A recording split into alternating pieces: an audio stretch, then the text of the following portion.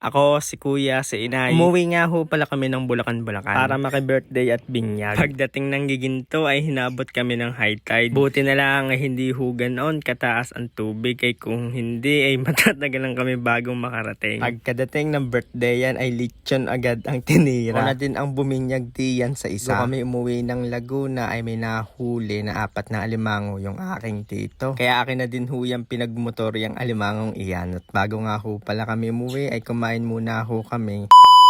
Magandang buhay mga katroops! Yung araw ay pupunta ho kami sa Bulacan. Birthday at makikibinyag. Ginising ako ni Inay. Ang sabi ay pumunta daw ho kami ng Bulacan. Tapos ang ginawa ko naman ay ginising ko ho ang aking kuya para ayain na din sa Bulacan. 2:45 ho na madaling araw kami umalis. Ride safe po sa lahat ho ng mga may rides ngayon mga katroops. Alas 5:10 naman ho ay nandito na kami sa People's Park din sa Valenzuela City. Bali doon ho kami sa Antipolo dumaan. Papunta ho Marikina, tumbok ho ng Cubao. 5:30 naman ho ng umaga ay nandini na ho kami sa Balagtas. Ho kami pupunta sa Bulacan.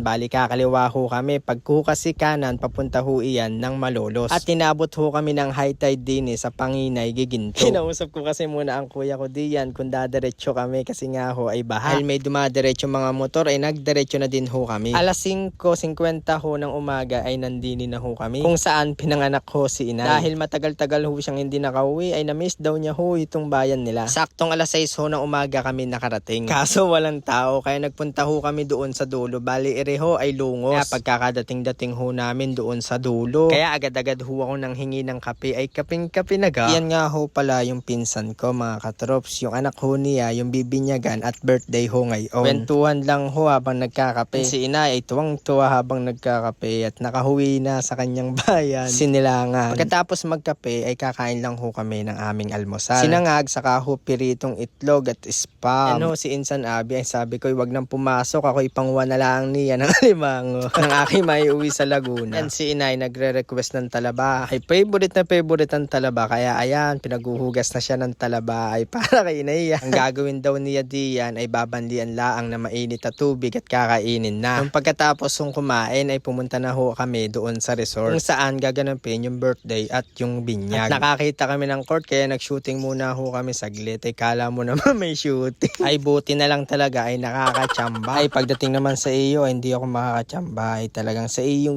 lang ako. Ay pero lang ho. Katapos maglaro ay pumasok lang ho muna kami sa room para magkape. Magpalamig na din ho sa aircon. Sabi ko kasi ay ako'y tutulog. Kasi 1 oras lang ho yung tulog ko bago kami bumiyahe. Tapos dini ay inuumpisa na ho yung binyag. Tapos may naaamoy akong lechon. Kaya agad-agad ko ho siyang hinanap. Kaya nung nakita ko ay agad-agad ko na ho siyang minukbang. Siyempre balat lang. Abay unang kagat ho talaga ay mararamdaman mo na yung lutong saka yung lasa ng lechon. Kasi Tagalog ho ito kaya malasa po yung pagkakalechon niya mga katrops. Ay talagang mapapabalik ka sa sarap. Malamang sa malamang ay hanap ako ni rin ng pineapple juice mamaya. Kuya nga ay napapahawak na sa batok hindi pa nakain. Yan naman ho yung giveaway nila ay mapapa-unli rice ka din diyan. Pagkatapos ho ng binyag ay magkakainan na. Kaya agad-agad ho akong pumila. Nagpalagay pa ako ng sarsa diyan mga katrops. Siyempre titikman ho natin lahat iyan. Sayang naman yung dinayo pag di yan tinikman. Ayan si Inay nakapila na din kasunod ko. First bite lechon agad. Naniguradong mapapa-unli-rice ka ho talaga din mga katrops. At iyan si Kuya talaga napamukbang diyan ng lechon Tagalog. Ay kinuha na din pati pang take out. Ay gano'n lang ho. Katapos ho ng kainan ay swimming naman daw ho sila. Dahil hanggang bukas pa daw ho ito ng umaga. Ay sabi ko ay mamaya na ako magsiswimming ay pag madilim na. Dahil padilim na din ako'y naglublob na din mga katrops. Ako'y binibiro pa nga diyan. Ay ako day sumisid kasama yung cellphone. Abay hindi.